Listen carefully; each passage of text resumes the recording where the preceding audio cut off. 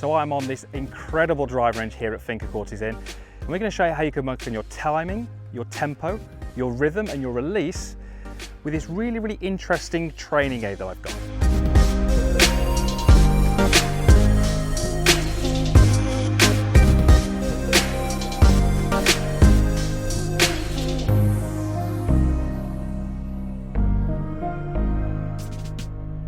So I think we shall start this video by saying that this is by far the best driving range I've ever hit balls on. This is the range at Finca Courtes Inn, which I'm here doing some filming.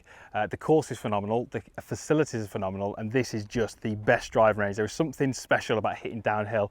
It just gives you a little bit of an ego boost because the ball goes just that little bit further, but it's just absolutely phenomenal. I could stand here all day and just hit all of the golf balls that are stacked up here in pyramids. But we're not going to do that because we're doing a video about rhythm, about timing, about release, about tempo, using a golf club, the GForce Swing Trainer. This is something I've been using for a while now. I've got a wedge back in my coaching bay, but I've also now got the 7-iron as well. So you can see there's two clubs there. They also do a driver.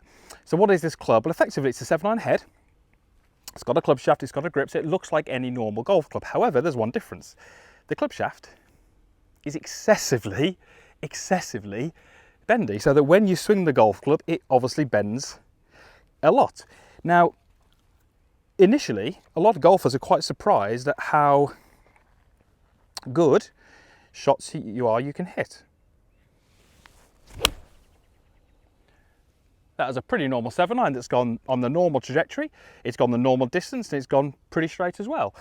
So what is this club doing, and kind of how is it going to help your game, or what can it do for you? Well, what it really does is it kind of creates a situation where for you to hit the ball straight, like I just did there, you have to do a few things.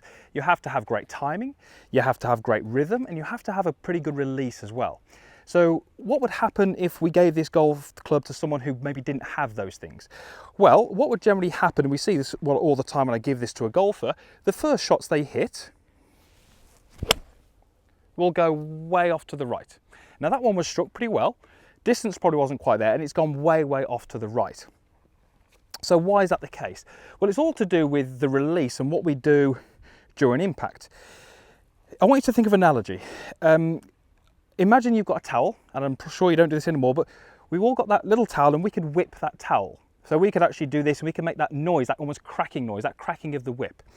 So if we think about how fast my hand goes forwards, that's not really that important. It's how quickly I can decelerate my hand to accelerate the end of the whip in that case. So it's not the acceleration this way, it's the deceleration that creates that whip out this way.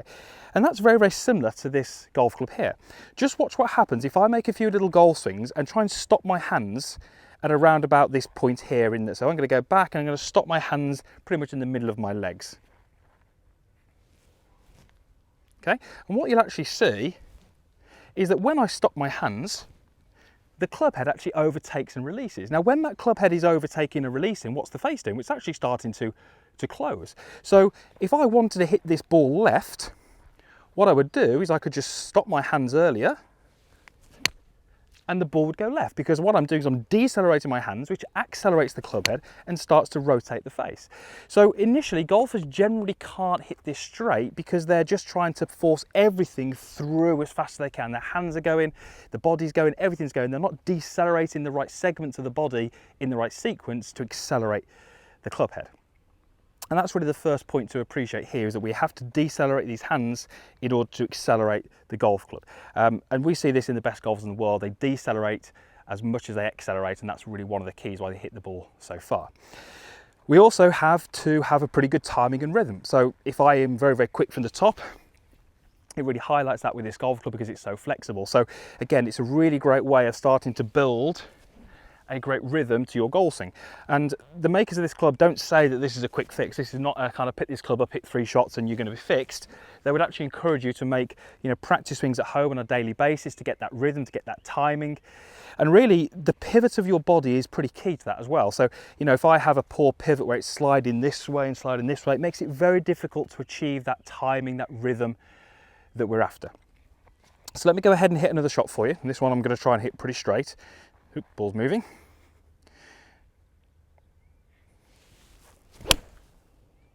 And again, that's gone dead straight. So it surprises so many golfers how a golf club, this is this flexible, I can hit the ball straight with the right flight and the right distance, and I could play golf with these golf clubs. So when I then go back to my golf club, you know, yes, it feels a little bit strange and it feels a little bit odd, but it starts to help me transfer that good rhythm, that good timing that I just established